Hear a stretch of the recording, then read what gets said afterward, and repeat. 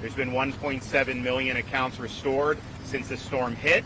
And keep in mind, the storm, this time yesterday, the storm hadn't even left the state of Florida entirely. So those folks are working on it. I know this area is a priority for FPL. I think they've got about 670,000 customers that they're working on. And I think you're going to see some progress there, because certainly they've got a lot of muscle here to be able to get that job done. Also, I know people have concerns about fuel. There's a lot of interest in these gas stations. There's fuel available. It's just the gas stations, if they don't have a generator, then they need that power to get back on to be able to operate the pumps. And I do think the power is going to get on as rapidly as humanly possible. But in the interim, if you don't have a generator, those pumps won't operate. I know Kevin's working with some of them to do it. A lot of the major stations, quite frankly, should have generators in Florida, but they are working that issue. Now, if there's issues with the port here in Manatee with the fuel terminal, and I know Kevin's working on some of that, we will work to bring fuel in from other places if that needs to be done. But I know there's a lot of fuel in the ports that were not taken out prior to the storm, so that'll happen, and we're going to make sure that there's fuel. But we do have a lot of fuel in the state of Florida.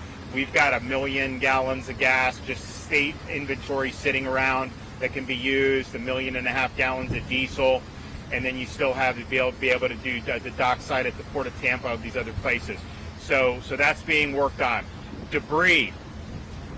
We surged the state. You had debris after Helene, and the way these debris contracts work, I know the cities have them, the counties, the contractors, whatever, but a lot of times the debris takes forever. Clearly, with another storm approaching, there was a lot of debris, so we paused a lot of our road projects with the Department of Transportation, and we did an emergency debris removal. And we were here in Manatee, the Berry Islands, Pinellas. We did like 50,000 cubic yards of debris in 72 hours. That was a 24/7 operation. Now, I have roads that have to be built that we're under. I've got a lot of jobs throughout the state that have to go on. So it was never the state's responsibility to do the debris in the first place. So you're going to have these contractors, the cities, the counties, to get working on it. We want to be helpful if we can to facilitate that, and Kevin is working with FEMA to maybe handle the debris in a way that's going to incentivize more rapid attention to debris. The norm in a major hurricane, debris takes sometimes a year to get picked up. I don't think that makes sense. I don't think that's good for recovery. I don't think the debris ended up being projectiles that caused much additional damage. Like we feared. Now, part of it is we did get a lot of the debris up that was there, but I still just think you gotta get the debris. So they're working on that with FEMA to be able to provide maybe some more attractive incentives in terms of how this stuff is reimbursed. But we understand that's going to be an issue, especially with local cities that may not have very big budgets.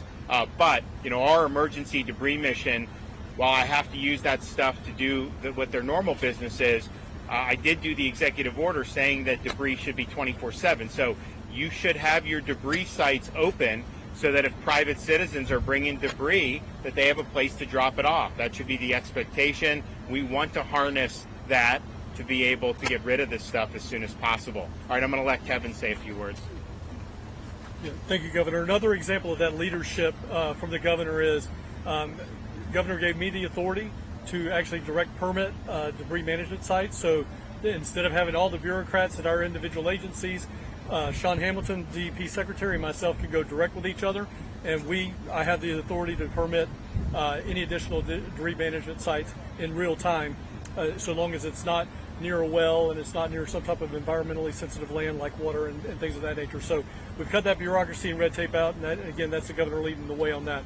We're going to continue to do that. We want to encourage, as the governor said in the executive order, we want to encourage people to be picking up debris 24/7. This is not a Monday through Friday garbage collection once a week type thing. It is a full court press, and we need to make sure that those things are happening. Another thing that the governor is doing, leading the way, you just heard him talk about the Port of Manatee.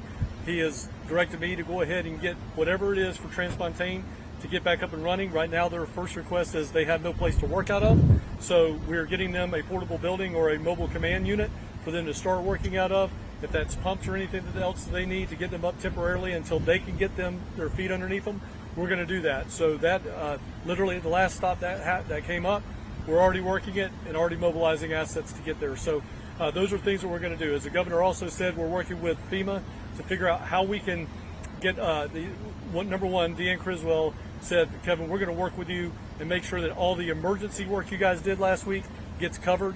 She 100% committed to that. The president on the phone with the governor, myself, and Deanne committed to that. So they're going to figure out how to work that out. Now, unfortunately, we don't have those emergency circumstances that exist anymore for us to come in there and really supplement that process.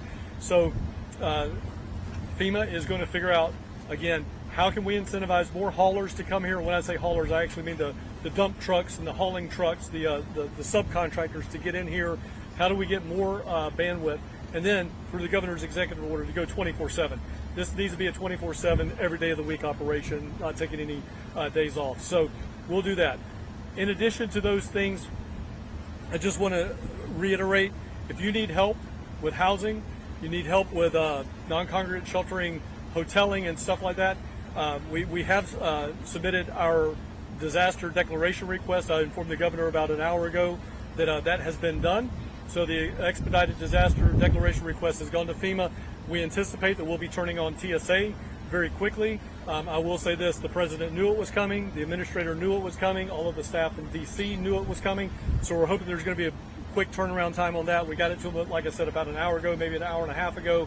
So I look for that declaration response to come probably today. FEMA knows that it's Florida, and we're used to moving Florida fast. So that's a little bit of an update since the last time we talked. I appreciate your leadership, Governor. And so the TSA is the temporary sheltering assistance.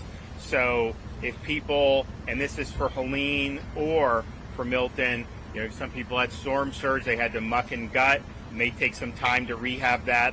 You can stay in a hotel for up to 60 days, and it'll likely be extended for perhaps up to 3 to 6 months. So that's an option, probably more of a live option for people in this part of Florida than maybe the Helene victims in North Florida, like in Taylor County, where there's just not as many hotels. So you will be able to have access to that. We absolutely anticipate that will get approved.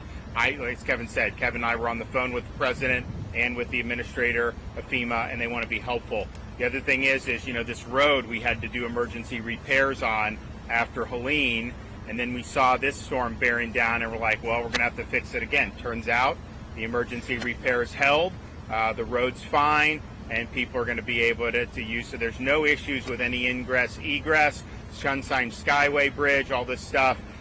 We've been out. I think they've cleared cut and toss. 96% of all cut and toss operations are already complete by the Florida Department of Transportation. That's less than 24 hours from the storm fully leaving the state of Florida. So we're doing a great effort. We got a lot of people that are continuing to work.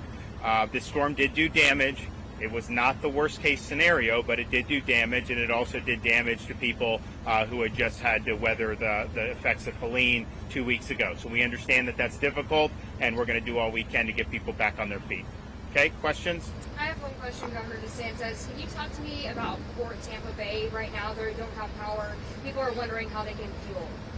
So I'll let Kevin come in and also add to this, but I don't think Port Tampa Bay suffered much structural damage. They did not have the storm surge that was feared. In fact, it was a negative storm surge. So the issue for them is resuming operations requires the resumption of power. And I know they're working with all the utilities to be able to make that happen.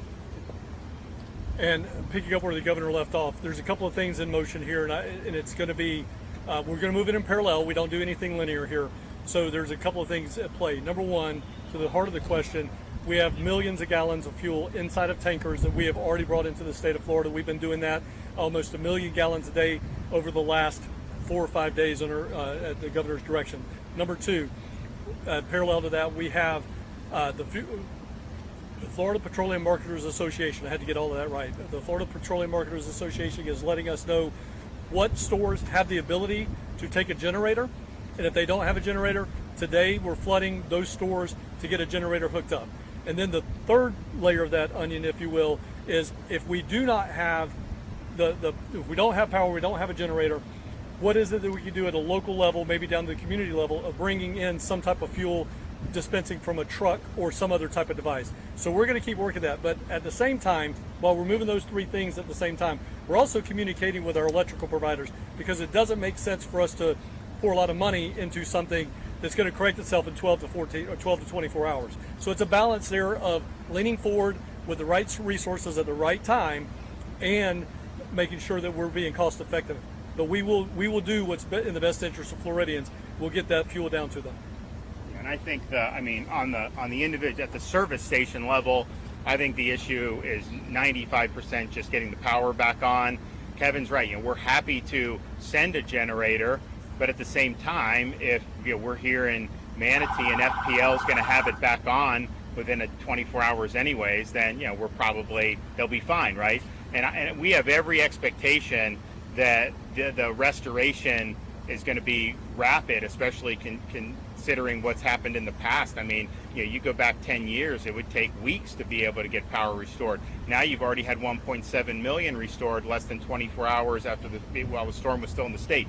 So I think that's likely what you're going to see. But if a utility says, hey, we just discovered this whole part of the grid got destroyed, this sector is not going to have power for then we absolutely want to do the generator. So Kevin is working at multifaceted, but my sense is going to be, as you start to see the restorations, you'll start to see the fuel flowing. And we have supply of fuel. One way or another, we'll be able to get fuel where it needs to go. If we have interruptions with this port situation here, we'll be able to figure out other ways to get the fuel.